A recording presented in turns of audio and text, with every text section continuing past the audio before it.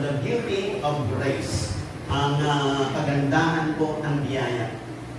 At tumalakay po ako ng ilang punto, apat yata ako, meron pang 3 na naiiwan. Kaya itutuloy ko na po yung aking pong mensahe tungkol sa the beauty of grace, the beauty of God's grace. Beautiful things happen because of grace. May mga magandang bagay po na nangyayari sa ating biyaya po ng Diyos sa ating buhayan. Amen ba? No, huwag mo akalain na dahil sa iyong husay at galing, you need to always recognize it's God's grace in my life. Kasi kapag lagi natin nire-recognize ang grace ni Lord, yung glory na pupunta sa Kanya. No? Pagka tumanggap tayo ng mga biyaya pagpapala, dahil ito sa biyaya ng Diyos, biyaya ito ng Diyos sa amin, pagka gano'n ang sinasabi ng isang Kristiyano, yung luwal natin na pupunta kay Lord, at si Lord natutuwa, nalulubod, sapagkat we have recognized na ito ay galing sa Kanya at hindi sa ating mga sarili. Kaya maganda na tayo man ay pinagpapala, tumatanggap, just recognize, Lord, salamat, biyaya mo sa buhay ko.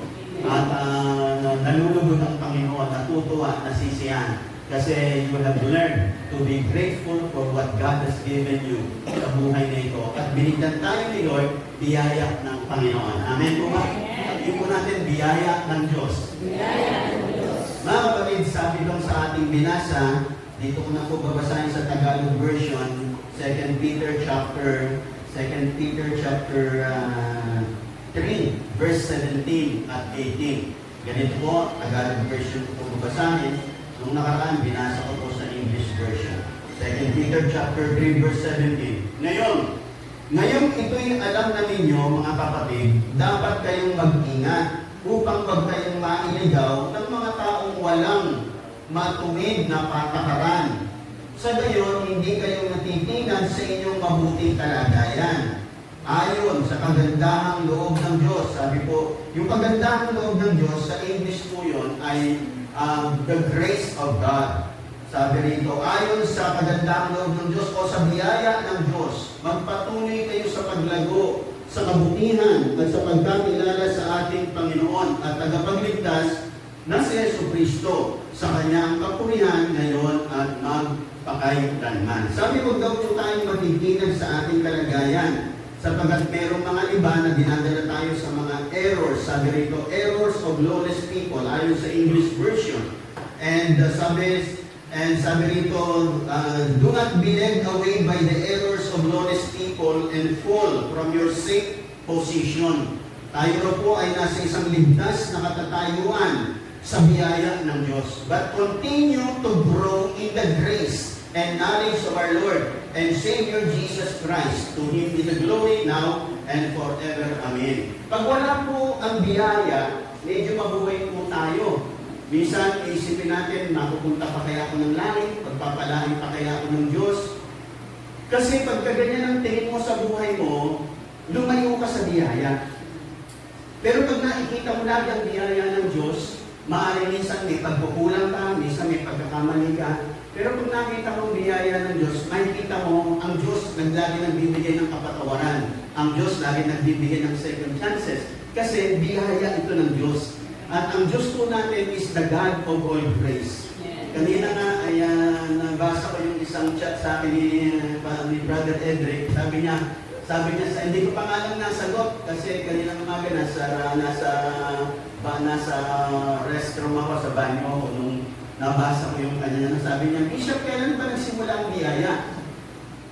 No? Kaya hindi ko nasagot kasi medyo mahaba ng konti ang sagot. Mga kapatid, pero okay, sasagutin ko kasi wala lang akong time dahil nga nasa banyo ako tapos nag-prepare. Mga kapatid, ang biyaya po nagsimula sa harbin ng Eden. Diyan po nagsimula, ipinakita ng Diyos ang kanyang biyaya. Nung magkasala si Eva at si Adan, ang Diyos ay gumawa ng paraan para sila muling mabangon sa kanilang pagkakamali. Kaya nga si Eva at si Adan ay nagtahi sila ng mga dahon para takpan ang kanilang kahubaran. Pero ang Panginoon ay kumuha ng animal skin para po sila suotan at gamitan. Mga kapatid, yung animal skin po ang sumisimbolo po dyan is the grace of God. Kasi sa biyaya po, kaya po may biyaya doon. Kasi bago magkaroon ng animal skin, there must be the shedding of blood. Kasi kailangan merong mamatay na hayop at magdanak ng dugo para yung animal skin ay makuha at maging kasuotan ni Eva at ni Adan. Ang talagang buod ng lahat ng yan is the blood.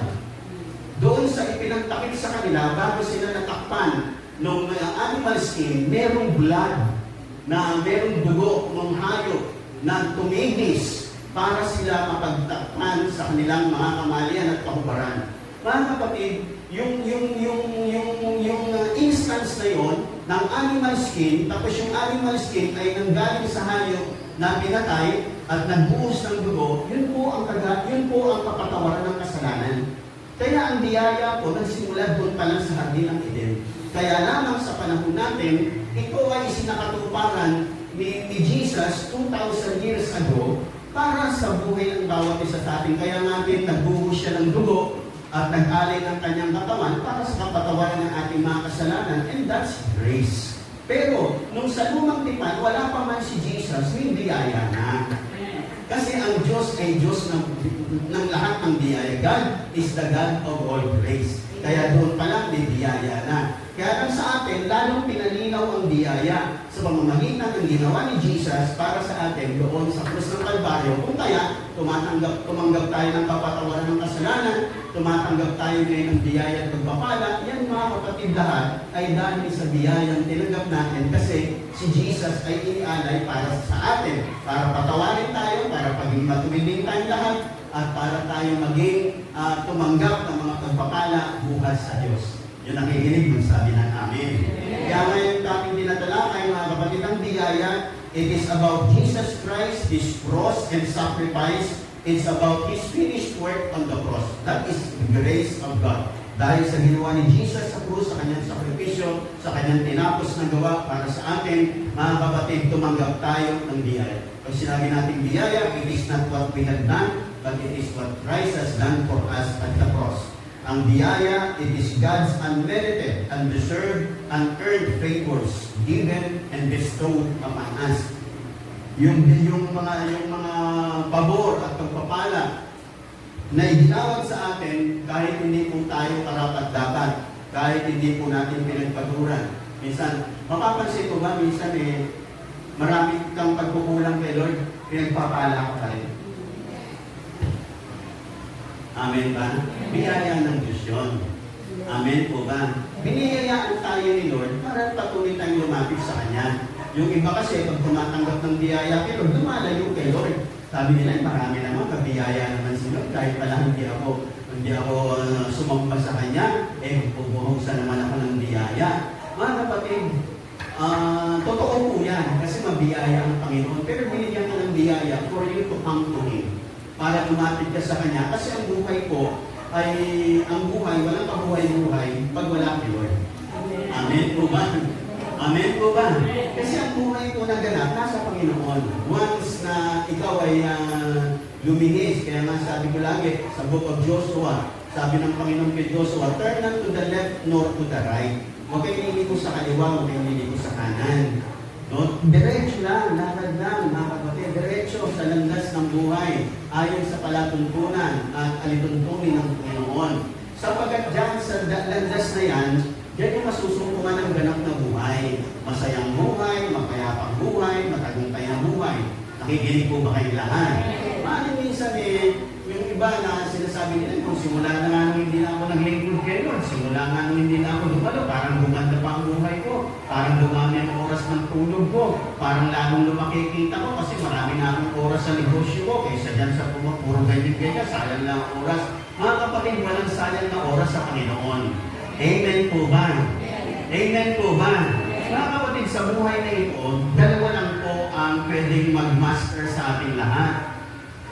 It's either the Lord or not the Lord. Kasi dalawa lang ang Panginoon sa mundo. It's either si Lord ang Panginoon mo, o kaya ang Panginoon mo ang kaaway ni Lord. Pag ayaw mo kay Lord, mapupunta ka sa kabila.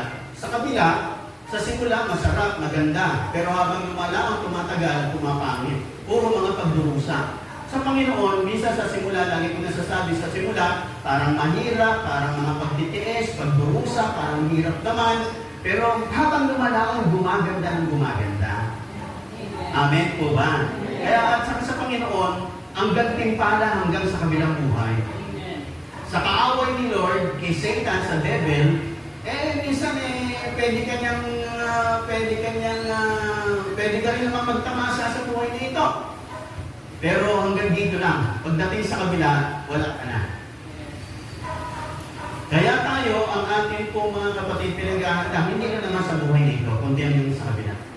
Kaya nga salamat dito sa biyayang bigay ng Panginoon sa buhay ng bawat isa sa atin. Tayo po ngayon ay nasa biyaya ng Panginoon. Amen po ba?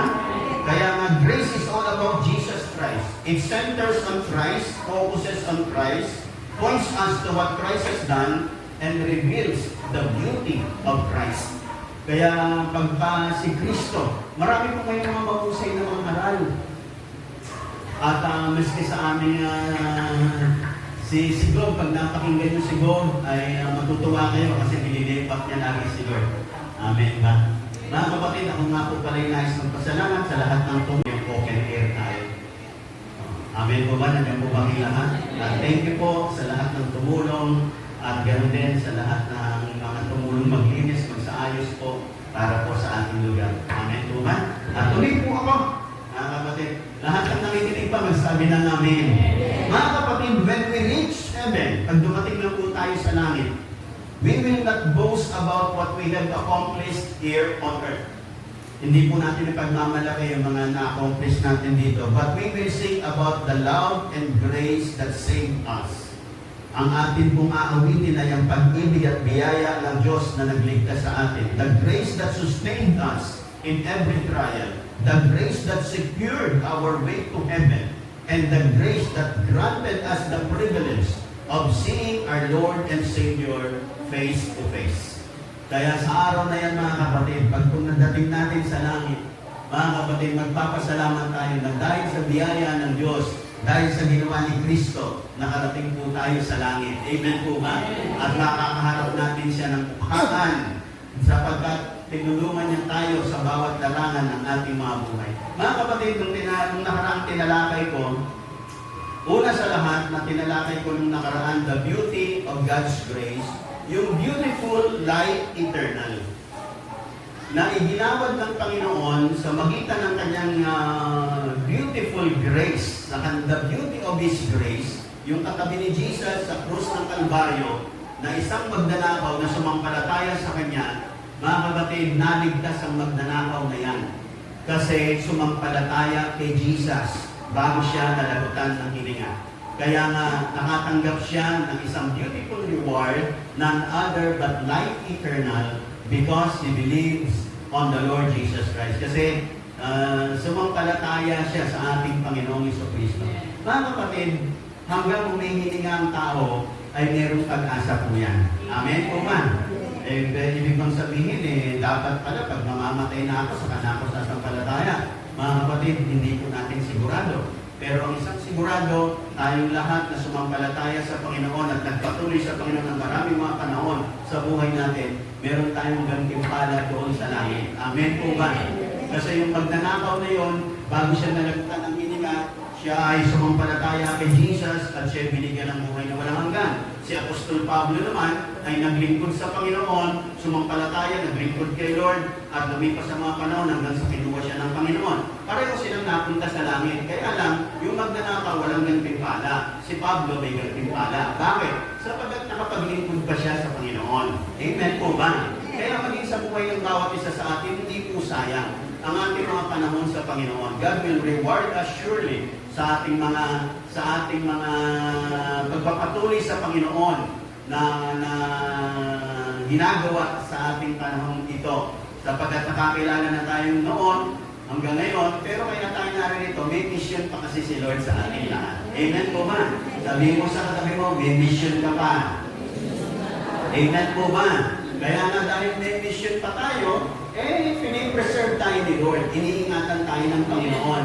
Kasi through us, tayo po ay gagamitin pa ni Lord para ibahagi ang kanyang mabuting balita ng biyaya sa buhay ng marami pang mga tao. Amen po ba? Mga kapatid, ang una ko pong binigyan ng pansin nung nakaraan. Pangalawa, binigyan ko po ng pansin is the beautiful change or the beautiful transformation that happened in the life of Apostle Paul sa buhay ni Apostol Pablo dahil sa biyaya ng Diyos. Si Apostol Pablo ay isang masugid na taga-usig ng gawain ng Diyos.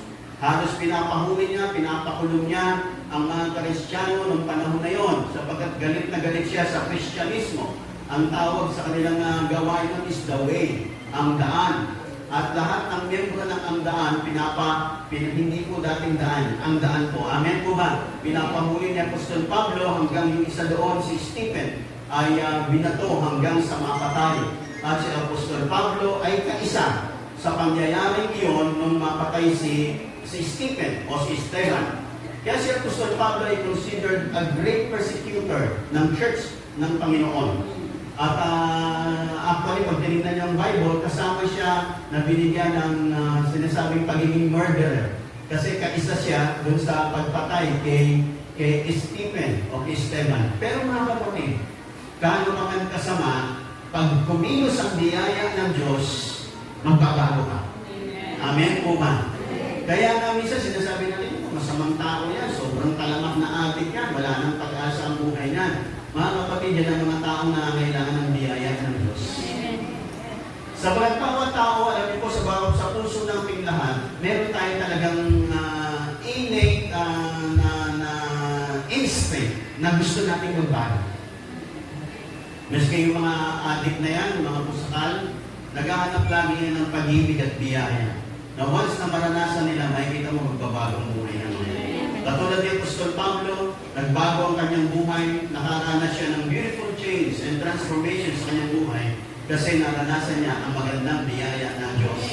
Na nagpatawad sa kanyang mga kasalanan, biro mo, dating taga-usig ngayon, isang dakilang lingkod ng Diyos. Mga kapatid, that is all the working of God's grace in the life of Apostle Paul. Dahil po sa biyaya ng Panginoon. Ibang pangpangan natin natin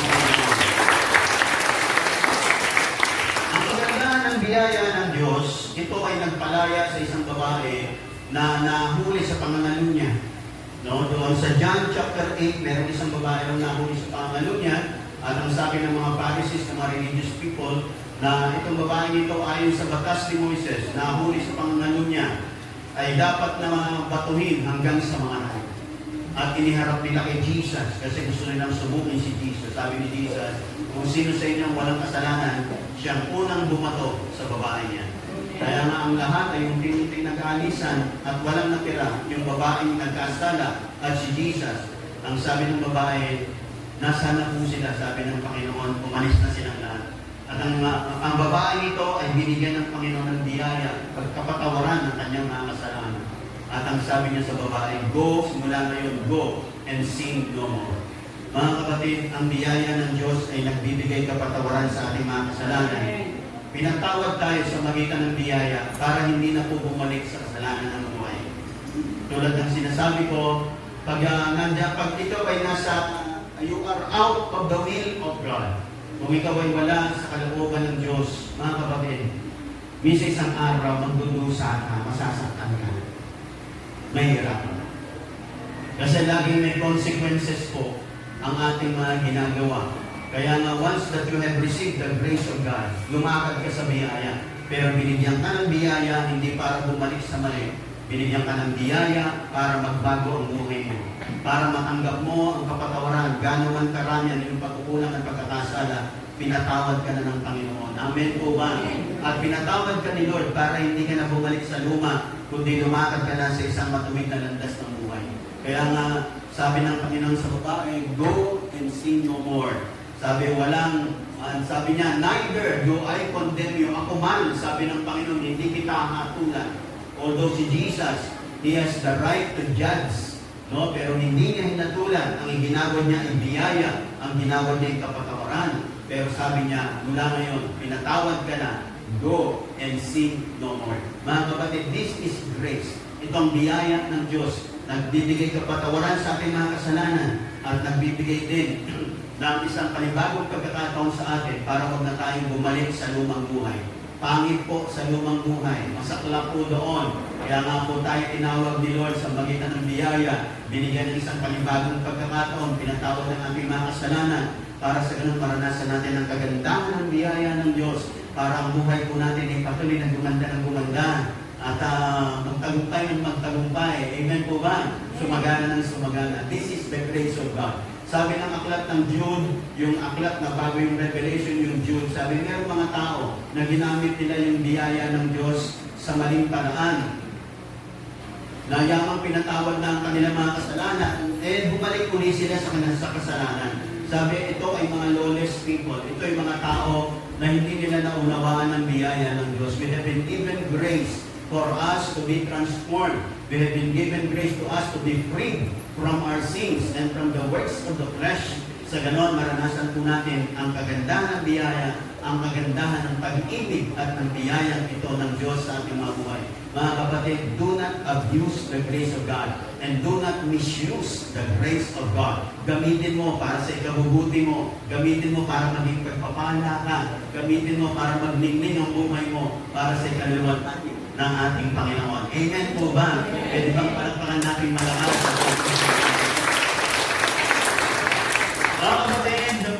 Medyo mahaba ako sa aking Yung isa pa, at tinalakay ko nakaraan, beautiful restoration.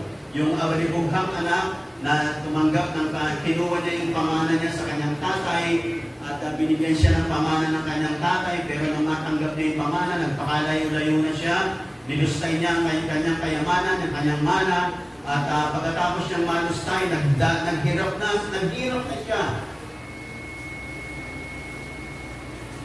At kung naghirap na siya, naisip niya sa tahanan ng aking ama, yung mga katulong doon, yung mga workers sa tahanan ng aking ama, kumakain ng masarap, pero ako narito, hirap na sa aking buhay. Nalustay ko ng laking mga kayamanan, kaya bumalik siya sa kanyang tatay. Mga kapatid, despite the fact itong prodigal son, itong alibugang anak, ay nagpakalayo-layo, itong alibugang anak ay namuhay apart from his father. Namuhay siya sa kanyang sariling gusto. Ayaw nang may makikialam sa kanya. Kaya nung siya yumaman, namuhay na siya ng sarili. Minsan may mga ganyan mga tao, pag kay mayaman na, parang hindi na natin kailangan si Lord. Parang hindi na natin kailangan dumalo, hindi na natin kailangan manalangin. Mga kapatid, we are wrong. Mali po ang kaisipan ng ganyan. Yan ay kaisipan. Buhat sa kabiliman at kaaway. Mga kapatid, kahit gaano ka nakaunlad, kailangan mo pa rin ang Panginoon. Amen po ba? Amen po ba? Sapagkat ang lahat ng tinatamasa natin, mga kapatid, biyaya lang ni Lord yan. At si Lord ang nagsusustain ng mga pagpapalang tinatanggap mo. Sapagkat pag dumating yung time, ang kayamanan na to, kahit sa isang iglat, pwedeng mawala yan at makinis yan.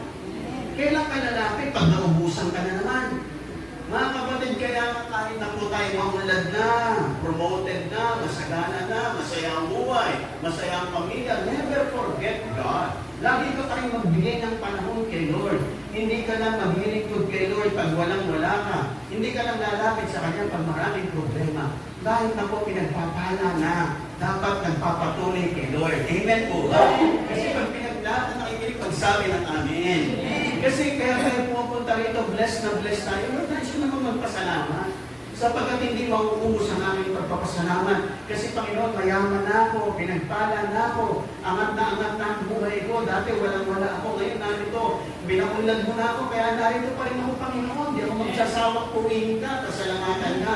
Dapat ganyan ang buhay nating lahat sa harap ng Diyos. Amen po ba?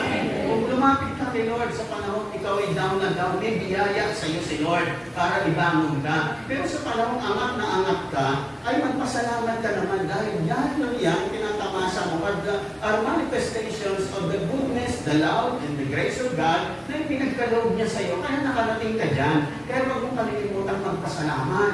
Nakikinig po ba kayo? Diba yung mga magulang natin, nagsakripisyo sa atin, gumawa ng maraming mga sakripisyo, pinagpala tayo, nung nagkasakit tayo, nalagaan tayo, pinagaling tayo.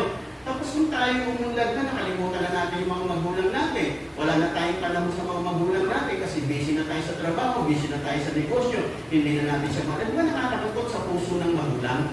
Si Lord nalulungkot din. May damdamin din ng Panginoon. Once you have been blessed, once you have been graced by the Lord, do not forget God. Amen po ba?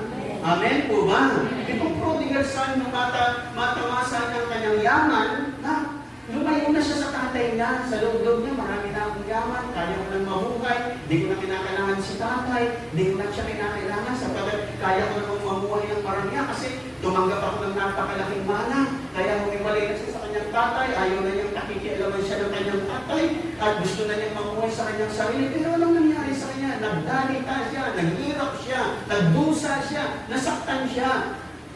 Ang isang maganda lang, bumalik siya sa tatay niya.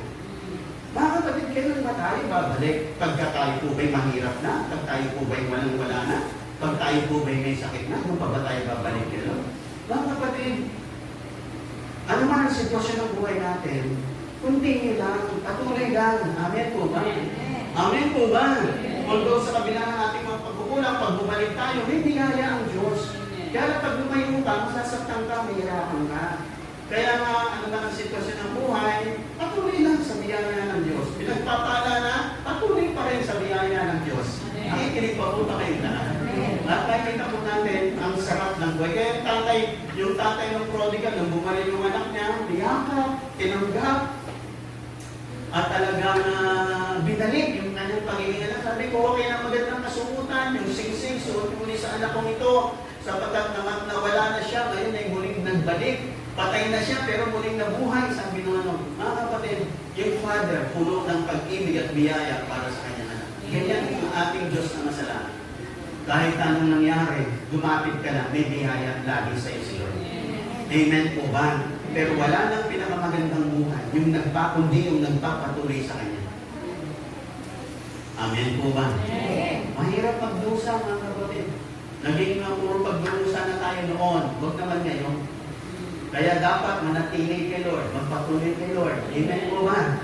Nakikinig pa po ba kayo lahat? Mga kapatid, ang isa pang nais kong bigyan ng pansin, ang haba ng ating ang nais kong bigyan ng pansin is yung number 5, Abraham became the father of many nations because of God's grace through his faith. Through faith. Lumagitan ng pananampalataya, biyaya ng Diyos. Bakit? Si Abraham po ay matanda na, ang kanyang asawa ay baog. Ang pangako ng Panginoon, gagawin kitang ama ng maraming bansa. Parang ang hirap na mangyari. Pero mga kapatid, walang mahirap sa Panginoon. Amen po ba? Nung nanampalataya si Abraham, no, sabi nga ng banal na kasulatan, Romans chapter 4, there was no hope that Abraham would have children. But Abraham believed God and continued to hope. And that is why he became the father of many nations. As God told him, you will have many descendants. Abraham was almost 100 years old, so he was past the age for having children. Also, Sarah could not have children.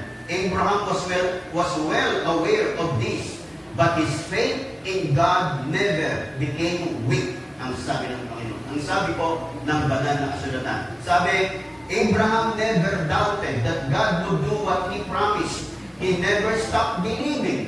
In fact, he grew stronger in his faith and just praised God. Kaya, alam ni Abraham, yung asawa niya baog, siya'y matanda na. Pero hindi nanghina ang kanyang pananampalataya. Pinaniwalaan niya na yung ipinangako ng Diyos, kayang tuparin sa kanya.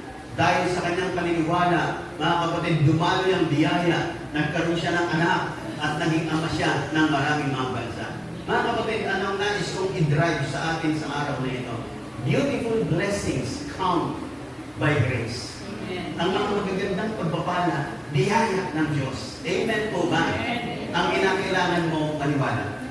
Sabihin mo sa katabi mo, maniwala. Sapagkat tayo lahat, mga kapatid, ang mga biyayang tinatanggap natin, ang mga biyaya at pagpapalang tinatanggap natin, bunga ng biyaya ng Diyos. Kasi sumampalataya ka. Kasi naniwala. Mga kapatid, anumang sitwasyon ng buhay mo, pamilya mo, trabaho mo, every area of your life na hindi maganda, tingnan mo ng pagpapala ng Diyos. Panginoon, dinirilis ko ang pagpapala mo sa pamilya ko. Ang pamilya ko magiging maganda, magiging magkakasundo, magmamahalan. Ang pamilya ko, mabuborn na din lahat, makakakilala sa iyo. Panginoon, yung aming kabuhayan, nirilisan ko ng magandang pagpapalang buhat sa Diyos. At sa magitan ng biyaya ng Diyos, papaguhin niyo po ang aming kabuhayan. Iaangat niyo po kami sapagat kami pinagpalad dahil kay Kristo na namatay sa krus ng Kalbaryo. Amen po ba? Whatever area of your life na mayroong problema, larangan ng buhay mo na para bagang tinitingnan mo parang hopeless ka na, walang mangyayaring maganda. Mga kapatid, maniwala ka na. Si Abraham, nung sinabi ng Panginoon na pagpapalain siya at magiging ama ng maraming bansa, sa tingin niya parang hindi na mangyayari, parang imposible. Kasi ang tingin niya, matanda na siya, yung asawa niya baog pa. Grabe, paano mangyayari? Magkakaanak pa siya. Pero mga kapatid, sa kalaun-launan, sabi niya sa loob-loob ni Abraham, sa Panginoon, sa iyo na lang ako dahil nangako at tutupad ka sa iyong pangako. Amen po ba? Mga kapatid, there are times, yung mga inaasahan natin, sinasara na lahat ni Lord. Yung mga pinto na mga pag-asa natin, parang sumara na lahat. Mga kapatid, bakit? Kasi gusto ni Lord, sa Kanya lang tayo umasa. Sa Kanya lang tayo tumingin. Sa Kanya lang tayo manalig. Amen po ba? At pag nanalig ka sa Kanya, may biyayang dadaloy. At dahil may biyayang dumadaloy, may mangyayaring maganda sa buhay mo. May mangyayaring maganda sa pamuhayan mo, sa pamilya mo. Dadaloy kasi may biyaya ang Panginoon para sa iyo. Amen po ba? Kaya si Abraham, despite the fact, matanda na, despite the fact, hindi naman, imposible na. Pero mga kapatid, naniwala siya na ang Diyos na nangako ay tutupad sa kanyang ipinangako. Mga kapatid, ang Diyos po natin ay Diyos na puno ng biyaya. Ang Diyos natin ay puno ng mga pagpapala para sa atin. Maniwala ka, may biyaya si Lord para sa iyo. Amen po ba? Sabihin mo sa katabi mo, may biyaya si Lord para sa iyo. Amen po ba? Kaya ang biyaya ng Diyos, aayusin ang buhay mo. Magagandahin niya ang pamilya mo, kapatid. Hindi ka na magiging katulad ng dati. At sa magitan din ng biyaya ng Diyos, makakarating ka sa iyong pangarap. Amen po ba? Amen po ba? Mararating mo yung minimithi mo, mararating mo yung mga pangarap mo, mararating mo, mga kapatid. Noong minsan parang hindi mo na kaya. O tama, hindi mo na kaya. Pero kayang-kaya ni Lord, maniwala ka sa Kanya. Maayos yan. Makakarating ka. Magbibigay ng pabor ang Panginoon para sa iyo. Nakikinig po ba kayo lahat? Ganyan ang Panginoon, mga kapatid. Ang isang bagay lang, you need to believe. You need to believe. Kinakailangan maniwala. No? Masaya pa po ba kayo dyan? Maniwala ka ng kapatid. Amen po ba? Parang, kaya nga si Abraham, parang ayaw na niyang maniwala. Kasi kung tinitingnan niya yung sarili niya, parang imposible na. Pero hindi na siya tumingin sa sarili niya. Ang tinignan na lang niya, ang Lord na nangako. Sapagat ang Diyos na nangako, hindi napapako. Amen po ba? At ang Diyos na nangako sa Kanya ay hindi nagsisinungaling. At ang mga pangako ng Diyos ay nagaganap sa takdang panahon ng ating Panginoon. Kung masaya pa po kayo, magsabi kayo ng amen. Mga kapatid, dalawa na lang po, pero isa pa pong nais kong bigyan ng pansin. Mga kapatid, ito po. Isa pa tungkol sa biyaya. The beautiful things that happen, at ang isa pang beautiful thing that happened because of the beauty of God's grace, ay ito pong sa Macedonian Church. Yung Macedonian Church, mga kapatid, dumating ang time sa kanilang buhay, sila po yung hirap na hirap. Nagtuyot, at talagang hirap na hirap ang kanilang mga buhay. Pero dumating yung time, sabi ni Apostol Pablo, tulungan natin ang isa nating church at humingi siya ng tulong dito sa Macedonian Church para tumulong sa mga ibang churches na naghihirap at nanghihinkawas ng mga panahon yun. At ang sabi po ng 2 Corinthians chapter 8 verse 1, yung nakikinig pa po magsabi ng Amen. And now, brothers and sisters, we want to tell you what God's grace has done in the churches in Macedonia. These believers have been tested by great troubles. They are very poor. Napakahirap nila, napakarami nilang problema. But their great joy caused them to be very generous in their giving. Pero sabi, sa kabila ng sila'y napakahirap, marami silang problema, pero masaya silang nagbibigay. Pinakikinig magsabi ng Amen. Sabi, but their great joy caused them to be very generous in their giving. Sapagkat nung humingi si Apostol Pablo ng mga kaloob sa kanila para tulungan ang ibang mga churches, sabi itong Macedonian church, kahit na mahirap, gustong-gustong magbigay. Makikinig pa po pa kayong lahat. Tingnan niyo po, binasa ko po yung verse 2, pero tingnan niyo yung verse 1. Sabi ni Apostol Pablo, babalik po ako, verse 1. And now, brothers and sisters, we want to tell you what God's grace has done in the churches in Macedonia. Sabi ni Apostol Pablo, mga kapatid, gusto kong makita ninyo kung anong ginawa ng biyaya ng Diyos sa mga kapatiran natin sa Macedonia.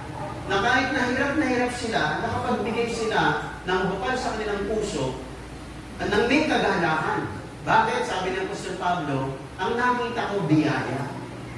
Itong mga taong ito ay kinilusan ng biyaya ng Diyos, kaya kahit na sila'y nanghihirap, nagbibigay sila ng masaya sa kanilang mga puso. Amen. Yung nakikinig, magsabi ng amen. Amen. Mga kapatid, ang pagbibigay ko, biyaya pa rin. Amen po ba? Amen. Amen po ba? Amen. Ito po mga kapatid, tulad ng binabanggit ko, tayo pong lahat ay tumanggap sa magitan ng biyaya. Pinagpala tayo, beautiful blessings come because of God's grace.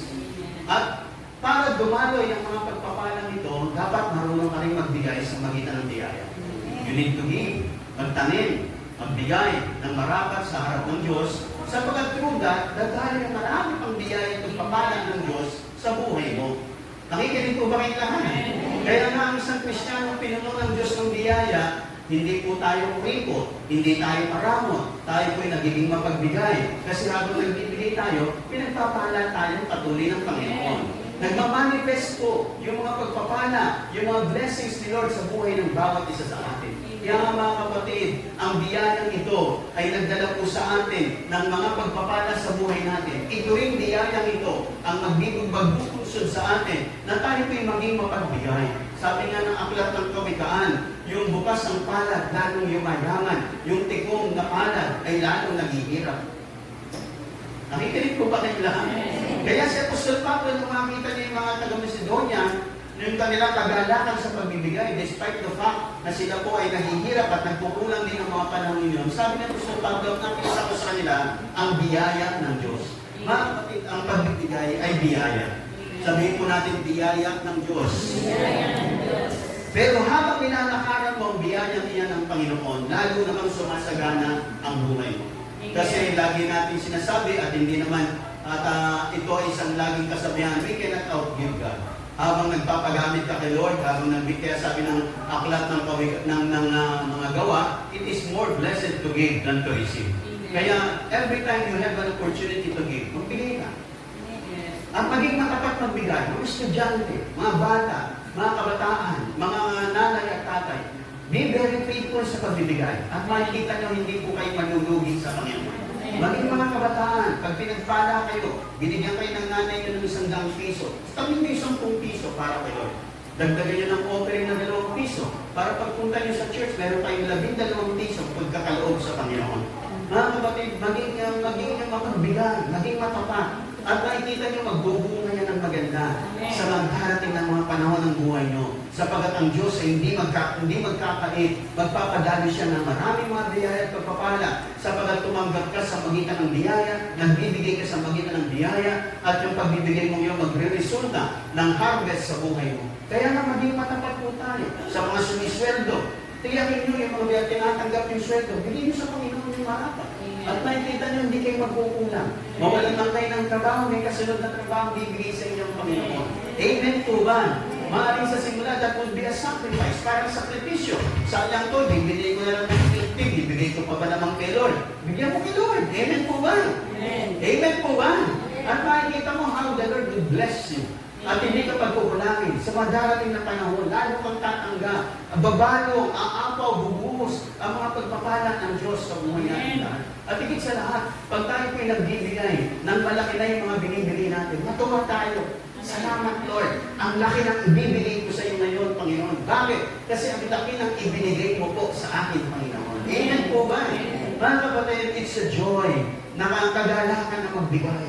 At kaya nga pag nagbibigay tayo mga kapatid, dapat sabi ko nga, bago po tayo dumating sa church, dapat may pambigay na tayo kay Lord. Pag uwi mo, magdala ka ng sobre.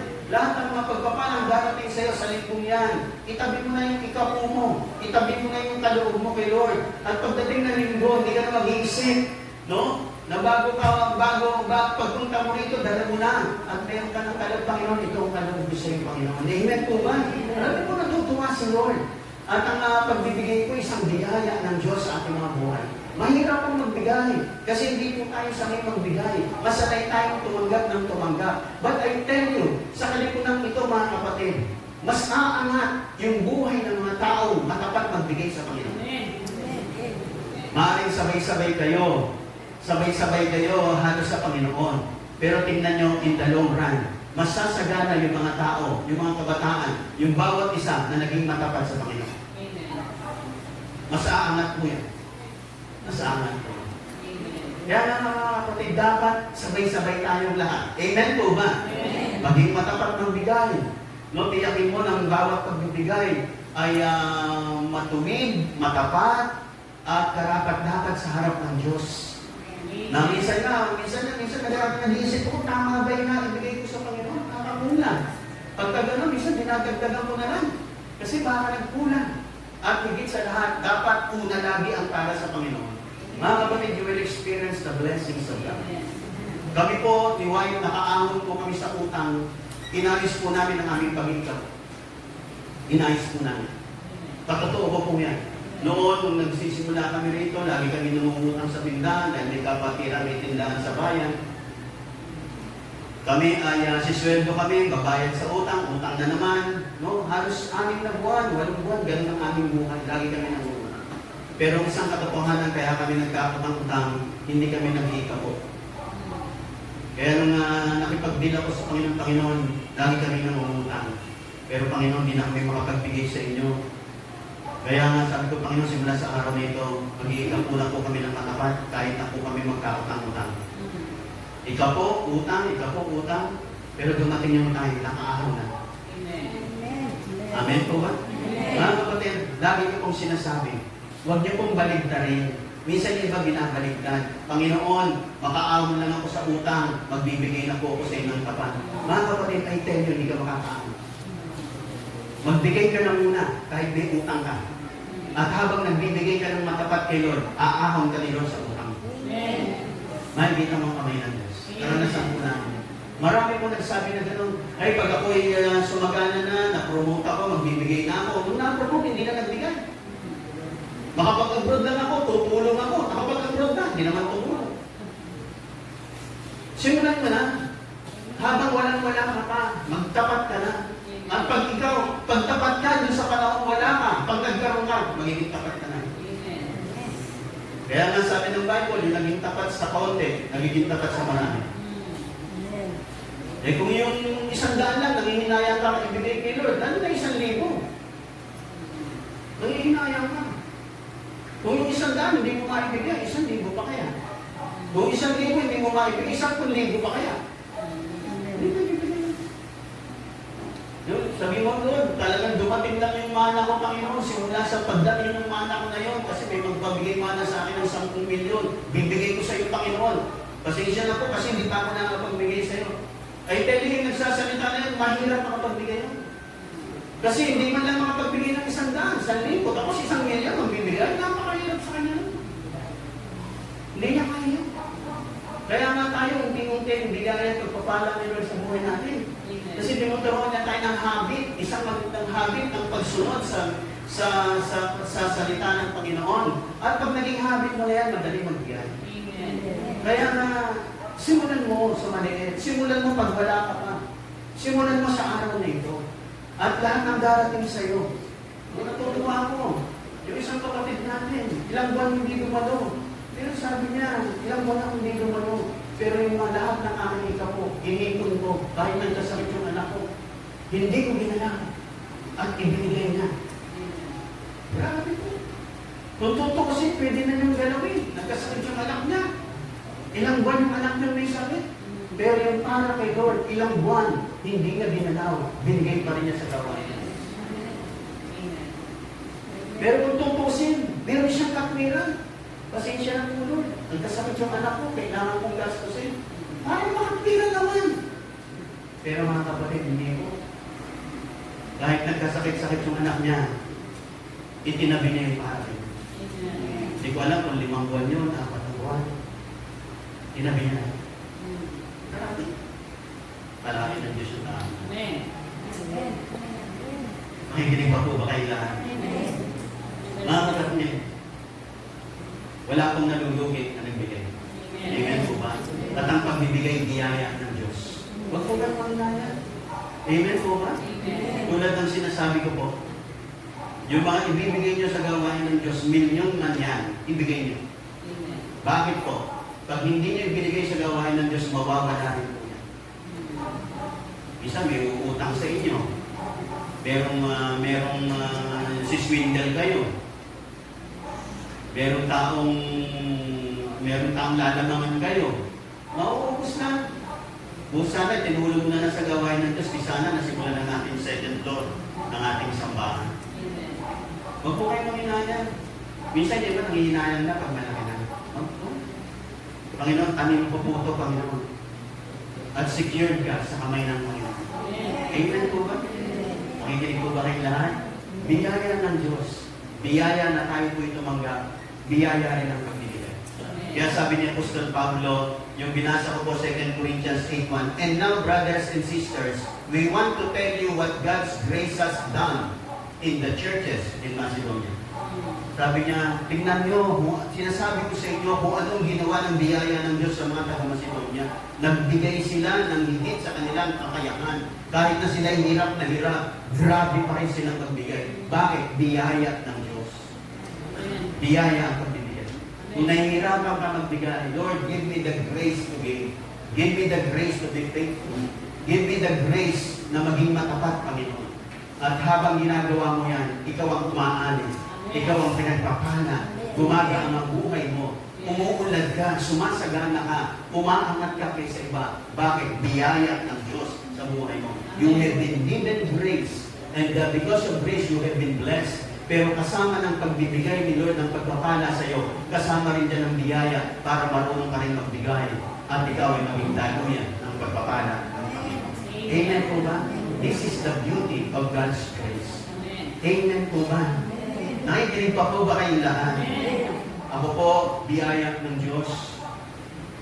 Hindi ko makakalimutan nung ako'y na-born again April 6, 1983. Ang laman ng bulsa ko, pitaka, 10 centimos. Yan ang pera kong natitira ng araw na yun. Hirap na hirap ako. Ibinigay ko sa gawain ng Diyos. Pero mga kapatid, dumating ang mga panahon. Tinignan namin yung mga pagpapala ng Diyos. Kaya may mga panahon, may mga taon, ang naibigay namin sa gawain ng Diyos. Sa iba, maliit lang to, pero sa amin, malaki-malaki lang. Nakapagbigay kami in a year, more than 200,000 pesos. In a year, 300,000 pesos. Kung susumahin, paano nangyari yun? Paano ako nakapagbigay ng gano'n? Parang hindi ko naman kikitaan mo. Parang hindi ko naman, paano nangyari? Biyaya ng Panginoon. Magbigay ka lang. May dali ng pagpapala. Yung hindi isukat akalain, dadali sa iyo. Amen po ba? May pabor si Lord sa iyo. Kasi meron ang binala. Amen po ba? Gusto pang magpala ng Diyos. Gusto pa niyang magpadaloy ng maraming biyaya at pagpapala. Pero pag pinagpala ka, huwag mong i-hoard. Huwag mong kuriputin. Amen po ba? Huwag mong tatago. Ibigay mo yung para sa Panginoon. At makikita mo, mas marami pang darating. Mas may mga kasunod pa. Amen po ba? Kasi ang pagbibigay, biyaya ng Diyos. At habang nagbibigay ka, sumasagana ang mga pagpapalat biyaya ni Lord sa buhay mo. Mga kapatid, pinagpapala ko po kayo sa araw na ito. Nanalangin po tayo. Palakpakan po natin ang Panginoon. Nanalangin po tayo. Pumigit, Panginoon, salamat po sa inyong magandang biyaya. Napakagandang biyaya para sa buhay namin. Ang biyaya niyo pong ito, Panginoon, ay nagdulot ng mga magagandang pagpapala sa buhay namin lahat, Panginoon. Lord, thank you. Dahil sa inyong biyaya, beautiful things has happened sa buhay namin lahat sa magitan ng napakagandang biyaya ng Diyos sa buhay namin. Salamat po sa beautiful eternal life, sa beautiful change and transformation, sa beautiful freedom, sa beautiful restoration, sa beautiful blessings and beautiful givings sa aming mga puso. Lahat ng ito dahil sa biyaya po ninyo sa buhay ng bawat isa sa amin. Nawa, Panginoon, masumpungan niyo po kami, lumalakad sa biyaya, nagtatamasa na maraming biyaya, at kahit na masagana na, mayaman na, maunlad na, narito pa rin nagpapasalamat sapagkat dahil sa biyaya, nakarating kami sa mga tagumpay ng aming buhay. Salamat din po sa mga panahon kami hirap, mga panahon nagdurusa, mga panahon may problema. Salamat sa biyaya. Ibabangon niyo kami, Panginoon. Palalakasin niyo kami. Yung mga dinadaanan namin, pagagaanin niyo po, Panginoon, para sa amin. Magbubukas kayo ng mga pintuan ng pagpapahala sa amin. Kasi ang inyo pong kamay ay puno ng biyaya para abutin ang bawat isa. Lord, abutin niyo po ang bawat isa. Pagpalain ang kanilang mga pamilya. Pagaanin niyo po, Panginoon, ang mga dinadaanan po namin, Panginoon. Sa inyo kami umaasa, sa inyo kami tumatangan. Kasi puno po kayo ng biyaya at pagpapala para sa buhay ng bawat isa sa amin. We give you praise and we give you honor. In Jesus' name lahat magsabi ng amen. At palakpakan natin kalakasan natin.